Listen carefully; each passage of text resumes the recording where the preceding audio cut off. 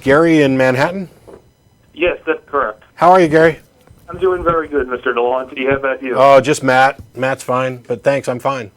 Okay, thank you. The reason I was calling, I actually spoke with your co-host Martin, I believe it is, through an email, and I wanted to present a positive case here today for intelligent design. Oh, all right. Okay. Yeah, specifically I wanted to discuss irreducible complexity and the Dover trial with you guys. First, I read on your Iron Chariots page, Matt, which I have to say is a very good encyclopedia, very informative. I hear intelligent design is just another form of creationism, and I wanted to ask you, what makes you think that? Well, first of all, I don't write everything that's up there at Iron Chariots. As a matter of fact, I probably haven't written much of what's up at Iron Chariots. But I have said before that intelligent design is creationism in a lab coat or a Trojan horse for creationism, etc. And it's because mostly it's about the way that it's used. What happened? I mean, if you actually look it up, we've found the transitional form between creationism and intelligent design, and it's Kerr-design proponentists, and it was of pandas and people. Obviously, we talked about in the Dover trial. Everything. Hey, I'm sorry to interrupt, but could I please respond to that point? Actually, the design proponentist. Sure. I'm really glad you brought this up because I realize this is one of the leading criticisms against intelligent design, and what I have in front of me here actually is both that reference to the exact quote which contains that term, and a copy of some other drafts actually of the book of Pandas and People, which for whatever reason are not quoted. And I'm reading some of the quotes from them here, and I'd like to read one of them onto the air. Because what are the dates of those drafts? Because it was basically they bookended a Supreme Court ruling that removed creationism, and the drafts that came before it had creationism and creationists, and the drafts that came after it had intelligent design and intelligent design proponents. Yeah, but my argument's not that the term wasn't in there. I mean, you read a lot of evolution writings and the term creationist is in there. But what I'm saying is from the content of the actual draft, they say statements like I have right here in front of me. Some master intellect is the creator of life, but such observable instances of information can't tell us if the intellect behind them is natural or supernatural. This is not a question that science can answer. And from what I gathered from my research, this is the same draft in which C-design proponentist was found. So what you have here is a quote that's basically saying, we know the supernatural is not part of science, we don't want to go there. So I feel like that's showing the context of the book. While the term creationist might not be in there, it's making it very clear that the purpose of this book is not to invoke the supernatural. Well, it doesn't really matter, though. I mean, ultimately, what you have got going on here is a whole lot of spin that the creationist movement essentially concocted as a way of more or less passing what's called the lemon test, right? This whole issue of church-state separation violation. Creationism was not able to get a foothold in science classes because it was very clearly religiously motivated. And so they were like, well, clearly what we have to do is repackage this. We have to put this in some sort of form that sounds scientific, that passes legal muster, so that there cannot be any kind of objection to it on legal grounds in terms of promoting religion and religious teachings. And that's really what this whole exercise in replacing creator with intelligent designer, with entity, whatever sort of safe word you might have, design proponents in replacing creationists. These are all just ways to sort of get around legal hassles. And the proof of that is in the statement that you just read. Yeah. You read it, and you think that this is telling that they're not trying to meddle with science. But it opens with a statement about a creator. It opens with an intelligent creator, and they say it could be natural or supernatural. And yet they say this is beyond the realm of science. Well, if it's natural, it's not beyond science. So they're negating the possibility that it's natural as soon as they say that this is outside the realm of science. Well, what they're saying in the passage that I just read to you is we understand that our theory of intelligent design might very well, in fact, have religious implications. But what they're saying is they want to stick to the claim that there may be signs of intelligence detectable in nature, such as looking at the bacterial flagellum and irreducible complexity. And Okay, if we can Yeah, but conclude claims that about this is bacterial design- flagellum and irreducible complexity have all been blown out of the water in terms of being evidence for some sort of design. We understand the evolutionary processes that lead to these things, in organisms that that certain ID proponents are saying are evidence of irreducible complexity. Kenneth Miller has completely knocked irreducible complexity right off the table. And there's a lot of studying there's a lot of research and a lot of science done to understand. The Ken Miller claim. You said Ken Miller completely blew irreducible complexity out of the water. I really would like to respond to that. Yeah, if you can, sure. I mean, if you claim to know more about biology than one of the leading biologists in the country, who also happens to be a theist, by all means. Well, yeah, I never made that claim, sir, that I knew more about biologists than biologists in the country. What I'm saying is I think, and correctly I might add, Michael Behe and countless others in the intelligent design movement have responded to the claims that Dr. Miller has made, and I actually think Dr. Miller strawmans Dr. Behe's definition of irreducible complexity. And I have actually right in front of me here a quote from Michael Behe's Darwin's Black Box, page 40 for all of the viewers who are watching over here. And it says, even if this is from Michael Behe's own book, where he published this idea, even if the system is irreducibly complex, one can't definitively rule out the possibility of an indirect circuitous route. As the complexity of an interacting system increases, though the likelihood of such an indirect route drops precipitously, and as the number of unexplained, irreducibly complex biological systems increases, our confidence that Darwin's criterion of failure has been met skyrockets towards the maximum that science allows. So what Dr. Behe is saying in that passage that I just read is, yeah, co-option might work, indirect pathways for things like the flagellum might have been found, but the more of those things you find, that if you remove one part away, the system doesn't work. But that's exactly where Miller completely knocks Behe's point out of the water, because Behe's whole idea about IC is that what you just said. If you remove one part of this entire complex mechanism that he is saying is irreducibly complex, if you remove one part, then it can't work. At its current function, for example. So let's talk about who cares? But who cares? Who the cares? whole point is Miller gives a very change. Yes, Miller gives a very clear example in which no fewer than 40 elements are removed from the flagellum's tail, and they have a function. They have, as Matt said, the function is simply different. Okay. Elements of an organism have a function, and then they come together. A different function is now performed. The original function is no longer formed, but they simply do other things in their earlier stages.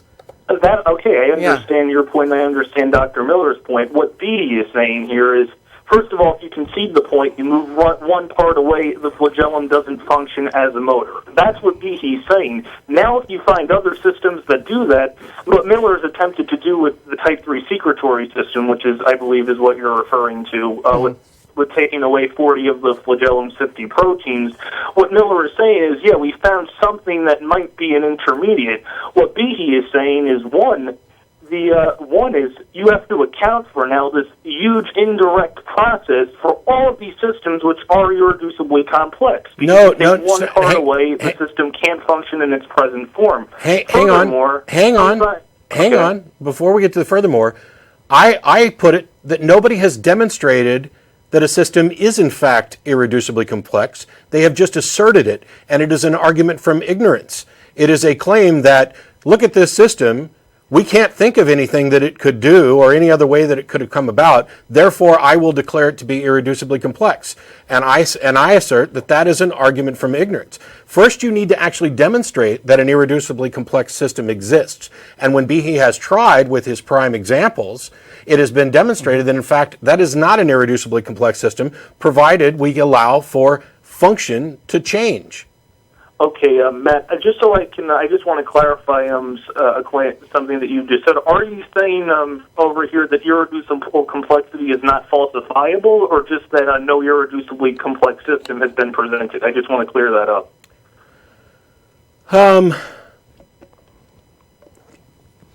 Because that's a big difference I think both, because as irreducible complexity has been presented, I would say it is an argument from ignorance, in that we can't think of anything any other function, and therefore this system is irreducibly complex, is the way that has been asserted in the past. And so those assertions have been, I would say, unfalsifiable. Whether or not the prospect is entirely unfalsifiable, I don't know.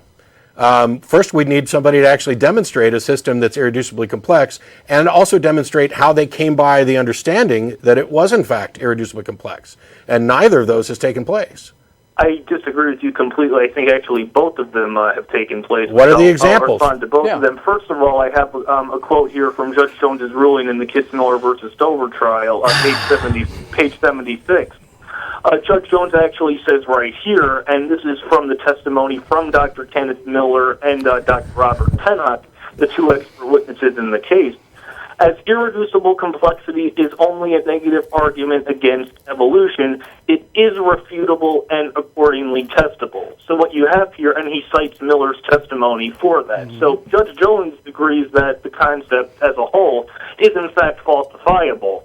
Dr. Behe, and I think he's done correctly, is you go and you take a bacterial flagellum and you knock out one of its proteins. If it can't function as a motor, under Behe's definition, it's irreducibly complex. So I don't know. Well, that's the whole problem. What we're trying to tell you is we don't think, and quite frankly, the majority of people in Behe's profession don't think that his definition has any sort of validity.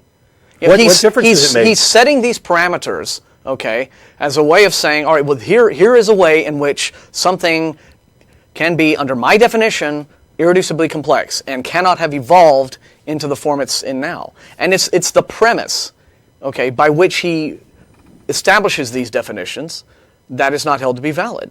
Let me ask you something. Let me just and let's do this without reading extensive quotations, okay? If you think intelligent design is valid as a scientific concept, okay, then let's talk about falsifiable. Sure. How it's falsifiable. Absolutely. What do you think a non-designer designed universe / life form / world would look like? What would a world and full of life or not full of life look like that was non-God designed? So how would I falsify the entire theory of intelligent design is what you're saying? Well, first of all, it's not a theory. There's no theory. Listen to the concept, the hypothesis, the premise of intelligent design. The premise is... how would I falsify the hypothesis of intelligent design? Just intelligent design. Intelligent design meaning that all of this, everything here that we see, that we live, ourselves, our world, our universe, people, dogs, cats, these are the product of intelligent design. In other words, some sort of designer, an intelligent agency, put this together with teleological intent, like there was a goal in mind. That's the premise of intelligent design. Am I correct, or am I stating that incorrectly? Well, the premise of intelligent design is just that there are certain features in biology that are best explained by an intelligent cause. I mean, to the degree that, as far as that goes, I mean, that's debated even amongst the intelligent design proponents. You have some who reject common descent, then you have some who accept common descent. Fine, but I'm just talking at a basic level. What would a non-intelligently designed universe look like? What would a non-intelligently designed life form look like?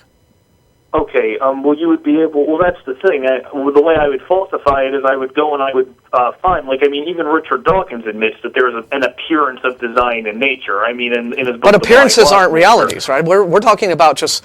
If you want to state as a hypothesis... Okay. The universe, planet Earth, and all living things upon it are the product of the design on the part of an intelligent agency, whether it's natural, supernatural, God, the Great Pumpkin, whoever. Okay? In order to understand that it's cold outside, you have to have a frame of reference. You have to understand what hot is to understand that it's cold. Do you see what I'm saying? So, in order to be able to say this is a designed universe, what would a non-designed world look like? What would a non-God designed living thing look like?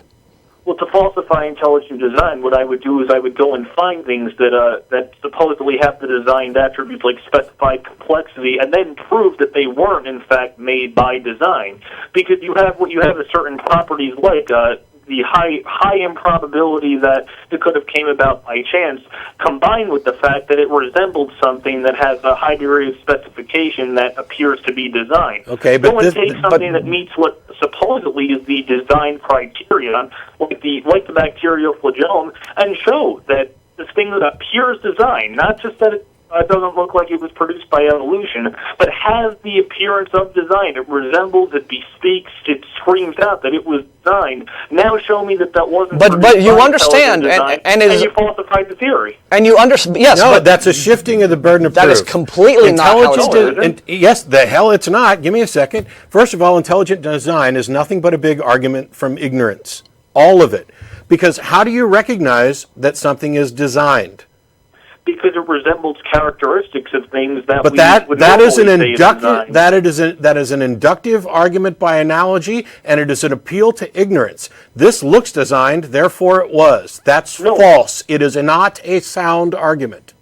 Sir, I have actually, I know you said you didn't want to hear extensive quotations, but I mean, even Bill Gates, who I think has a far more Bill Gates? far more knowledge in computer programming, admits that the DNA is literally a computer program, but far more complex. Congratulations! You're now quoting billionaire software designers with respect to biology. How much further out there you want to go? Why don't you address Why don't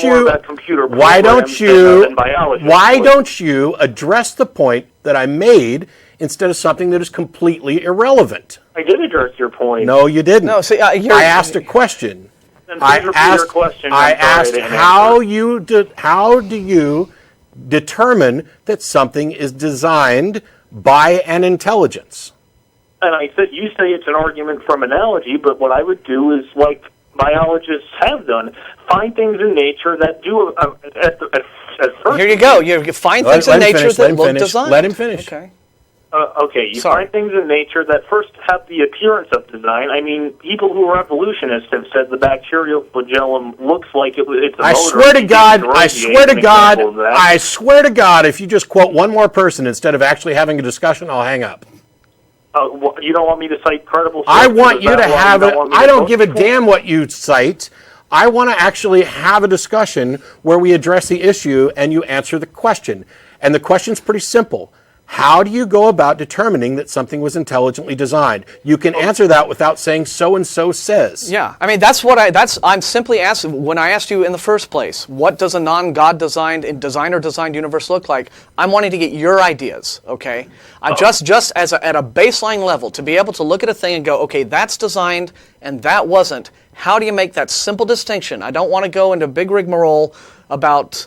how the process is... What the hell Bill Gates thinks. Yeah, what this or that other biologist or software designer thinks. Just in terms of, at a basic level, understanding it's cold outside. How do I know it's cold outside? Because I know what it's like when it's hot outside. The basic frames of reference, in order to be able to draw these comparisons between design and non-design, between hot and cold, between any things where there is an opposite to be understood. In order to comprehend design, it seems to me that you ought to have a pretty good idea of what it means to be non-designed. Okay, so at a very basic level, how do you, not Bill Gates, not one of these other sources that you want to quote to us, how do you go about determining that? Sure. You go in nature and you see systems that are motors, literally are motors or are computer programs like the DNA molecule and the bacterial flagellum. Then go and see if they see if they're irreducibly complex, see if they're in fact complex specified information, whether they could have come about very probably by chance, or in fact they couldn't. Then if they have a very specific purpose, and as well as that, there's a good chance that it might very well be designed. And at any point during this process, do you ever take into consideration the fact that there is a very well-established scientific discipline in evolutionary biology that shows how these life forms, these organisms, these parts of our ecosystem, they do appear to have a sense of purpose, a sense of design, but we understand evolutionarily how they got there, how each of these things fits into its own niche naturally. Well, I mean, every system is an irreducibly complex system. I said that was great to go and look for in specific systems. Even, nobody would make the claim that every single system is irreducibly complex. That would be ridiculous to say something like that. Well, but that wasn't what I was getting at. I'm still waiting for an answer to my question, because when I asked how you determine that something is intelligently designed, you said you go out in nature and find something that looks designed, and then you demonstrate that it's irreducibly complex. And then you can make the case that it was most probably intelligently designed. That is not anything that even remotely resembles science or the process of demonstrating something, because all you did was say, I go out and find something that looks designed, and if I can't find a way that it's not irreducibly complex, I'm going to go ahead and believe that the best explanation is that there's an intelligent designer. That is not how we recognize intelligent design. I can tell you how we recognize intelligent design. For example, I made this the other day. It's a chainmail bracelet, really simple thing. I could leave this outside and everybody would be able to tell that it was intelligently designed. And it has nothing to do with complexity. It has to do with every single example we have of anything remotely like this is designed, and we have no examples that this occurs naturally. It is a contrast between naturally occurring and non-naturally occurring. That is how you determine whether or not something is intelligently designed. And it is folly for quasi-biologists to go around asserting that biological systems for which we have a good understanding of how they reproduced naturally are intelligent design. And that is why I keep saying that this is a big argument from ignorance, and it is creationism in a lab coat. And earlier on, you again, you talked about how you thought Kenneth Miller was strawmanning a lot of Behe's arguments, but all through your explanations, I hear you talking about making the usual creationist errors, where you talk about, well, if it's either just by chance or it has a purpose. But of course, anyone who's studied evolution knows it's not a pure chance process. There is nothing simply random and simply chancy about natural selection or punctuated equilibrium or any of the various theories of evolutionary processes that are out there. Evolution isn't simply, it's not this false dichotomy between chance or intent. Yeah, it's not taking all the parts of a motor and throwing them in a pile and seeing if they produce something. That's not the way evolution works. So when you misrepresent this as either it's chance or it was intelligently designed, you are poisoning the well so that your argument looks more appealing. That's a straw man that you're attacking as soon as you start talking about chance. Okay, let me respond to both points. First, about the falsifiability of intelligent design, and then I'll respond to the word randomness, then, which is essentially what you're getting at.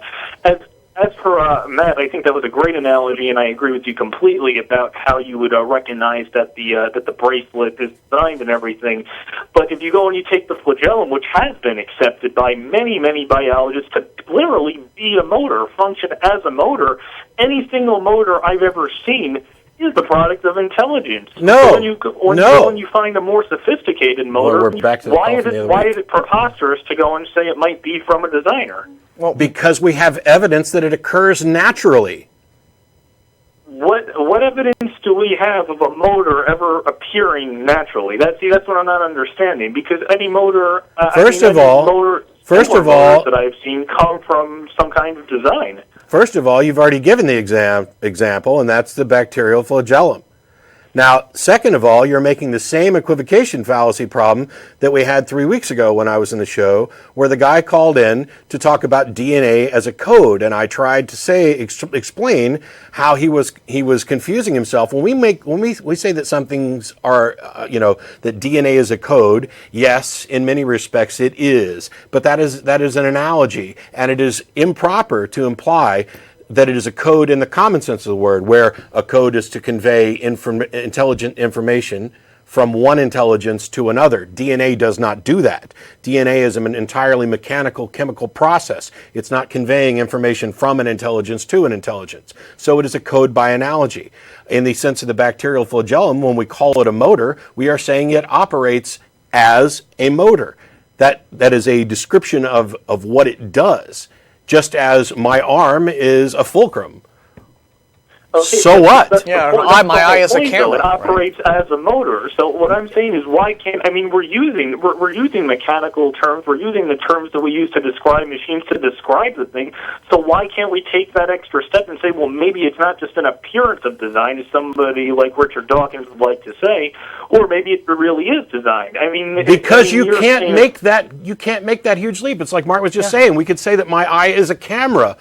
But now we have an example of man-made cameras and cameras that occur naturally. You can't make the leap to say that because it has a function, Because it might probably have been designed and not just have the appearance of design, and therefore we're justified in believing there's an intelligent designer. Yeah. There's a huge gap there that you have not crossed with anything more than this is what I want to believe. Yeah, I mean, the simple similarity... That's not true, Matt. What did you cross it with? That's all we want to believe. That's not the criteria. What did you cross that gap with? The simple similarity in function between something in nature and something that is an artifact, a man-made artifact, is not in and of itself evidence or even an argument that the thing that occurs in nature therefore must have been designed and intentionally constructed just like the artifact was. I mean, if the only ponds you had ever come across were ones that had been designed by landscapers, when you came across a pond that wasn't designed by a landscaper, you might be inclined to think that it was designed by a landscaper, and you'd be wrong. And that's the difference between deductive reasoning and inductive reasoning. So if you think you crossed that gap with more than this is what I want to believe,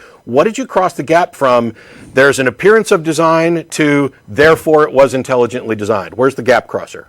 Okay, 2 points, actually. One, I'm not saying absolutely 100% we know for a fact that it's designed. I mean, no scientist would say they're 100% sure, really, about really any theory. 100% certain. Did I say it probably? Did I say 100% certain at any time? I don't even recall the last show where I said that, because I reject absolute certainty across the board. You don't need to tell me about that. You need to answer the question.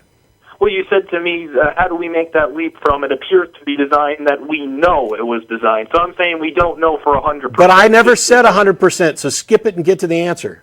Okay.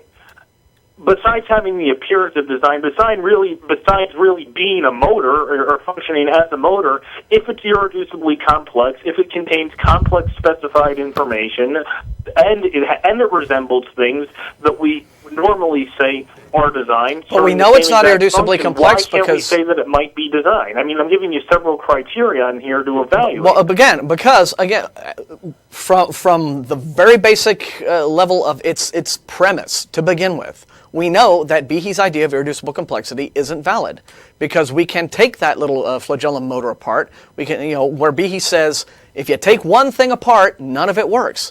Right? As a flagellum. As a flagellum. But it's something. Yeah. But see, that's the false. That's the criteria. false premise that is defining intelligent design into existence. Right. I reject his definition as useless. It doesn't even. Does it have any predictive value? Does it have any? Well, you can predict what systems will be irreducibly complex, and how? the way you test How? that is how? How do you predict it? Yeah, I mean, before something is supposedly irreducibly complex, if all of its individual parts can't do anything because they haven't yet formed... Can't do the same job. Because they haven't yet formed the irreducibly complex thing that doesn't exist yet, how do you propose to look at all of these individual elements and predict that together they would form an irreducibly complex deal? How do you have that predictive...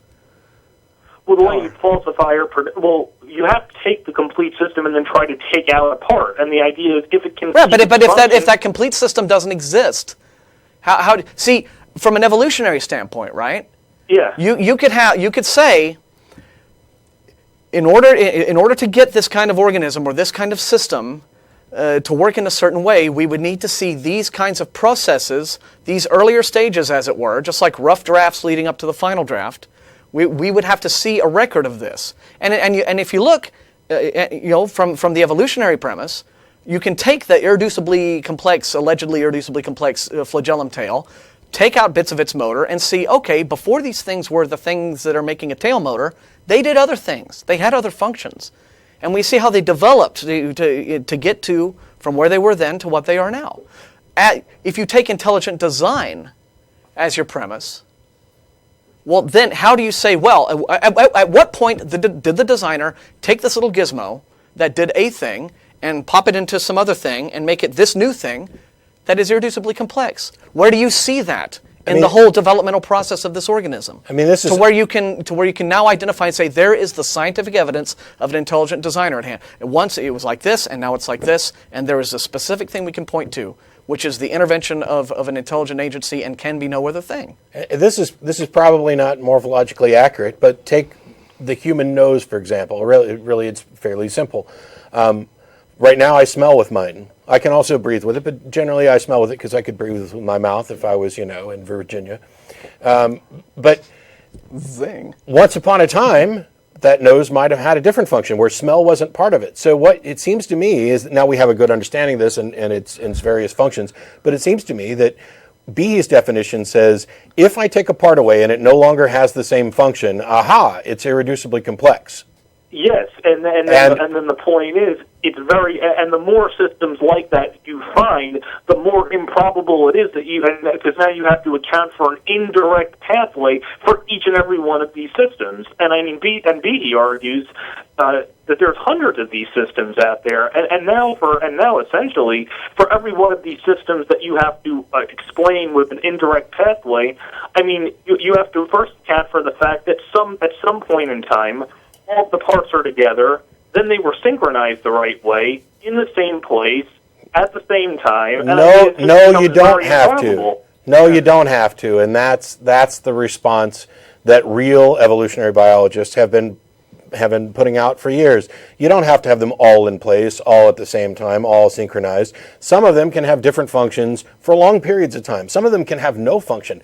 Evolution doesn't just select for something, it selects against things. And as long as something is relatively innocuous, like for example, my earlobe doesn't really have any good function. And who knows, maybe a million years down the line, my earlobe will evolve into something, or the human earlobe, not mine, I'll be dead, will evolve into something that some future intelligence will claim is irreducibly complex. It is, as I said at the outset, an argument from ignorance. It is, as I said a moment ago, a definition that is defining intelligent design into existence. There's no reason to accept Behe's definition of irreducible complexity as useful or valid in any sense. Sorry.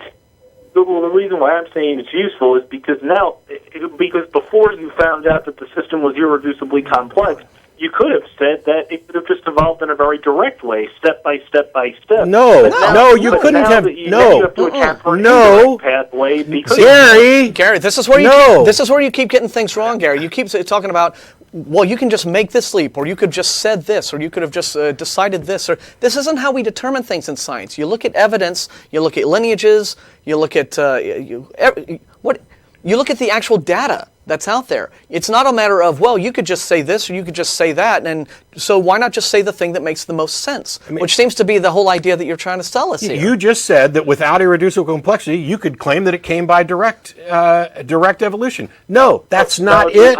No, that's not it. You are making the implication that irreducible complexity is not only a valid hypothesis, but it's necessary in order for us to determine the actual process. And the answer to that is, you're freaking wrong, because science is going to explain that or not explain it based on the evidence and going where the evidence leads.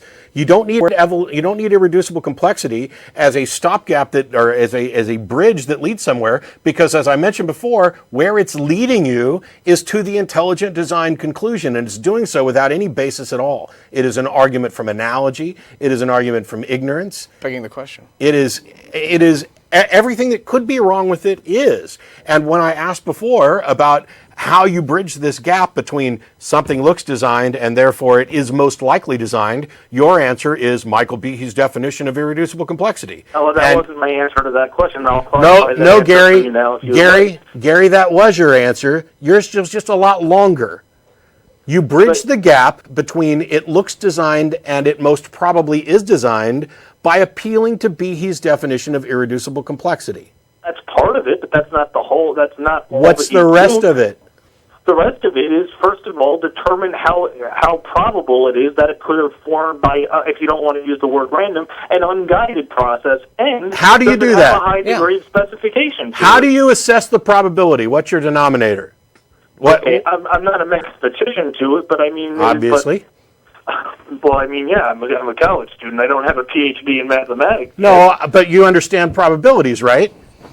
I said that's the way you would go about doing it. Right, and if you have no other examples, if you have nothing to compare it to, if you have no way of determining the denominator, you can't come up with a probability. Yeah, because this just gets you back to my question again, Gary. It's like if you want to assert that a thing is designed, if you want to assert that there is a higher probability that a thing is designed than otherwise, then you have to know certain things. You have to know what would this thing be like were it not designed? You have to have a definition of non-design to use as a frame of reference to set against your definition of design. And if you want to say there's a greater probability of one over the other, you have to know how to work out that probability. And if you're assessing, I mean, when they say here what the probability is of winning the Powerball every week, I mean that's an actual. They work that math out based on real data.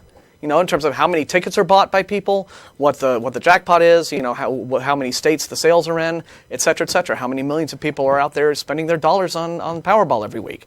They actually, and then what the likelihood of the numbers coming up in the little spinning machine, right? I mean, that's actual data.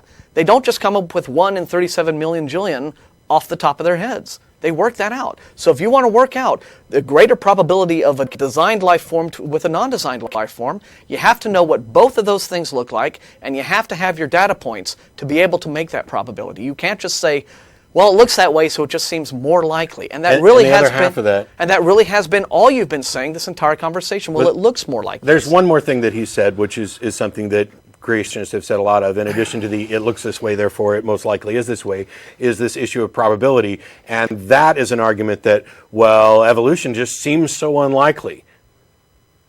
Well, why is that? Well, that's a valid claim. I mean, I know people on both sides of the debate who have supposedly calculated the mathematical improbabilities for it. I mean, I know for a fact that this issue was discussed in the Dover trial and on the intelligent design side of it. I know Dr. William Dembski has written extensive algorithms on the subject. Yeah, but I know why he's wrong. He makes the same mistake that a lot of creationists make, and that is that they assume that this thing must have occurred once, and you're doing one trial instead of a pool of resources with continual attempts. And this is all about abiogenesis anyway, and now we're way off, and we've had you on for like 30 minutes or so. So I'm going to go ahead and move on to another caller. All right, we're not taking my call, guys. We appreciate the argument. I appreciate it. We're not going to agree, and primarily we're not going to agree because you accept that Behe's definition of irreducible complexity is valid and useful, and I think it's a steaming pile of crap. So we're just not on the same page with premises. On this one, and I mean, again, thank you for your time. Unfortunately, that whole agree to disagree and everybody has an opinion is useless because there is such a thing as truth, and there are such things as right answers, and I'm going to believe that we have the best right answer when it's actually supported by the evidence and not supported by analogy, induction, looks designed, therefore is most likely designed. The time to believe that there's a designer is when it's actually been demonstrated to be most likely true, not a second before. Well, I'm going to believe that the methods that Dr. Behe and Dr. Dembski have used, and as well as the other design theorists who identify design in nature, as I've said to you before, irreducible complexity and specified complexity, I think that those are valid ways to do it. I mean, well, good for you, but you're incorrect. So let's cool. And there's plenty of people that believe if they pray they'll get better, but yeah.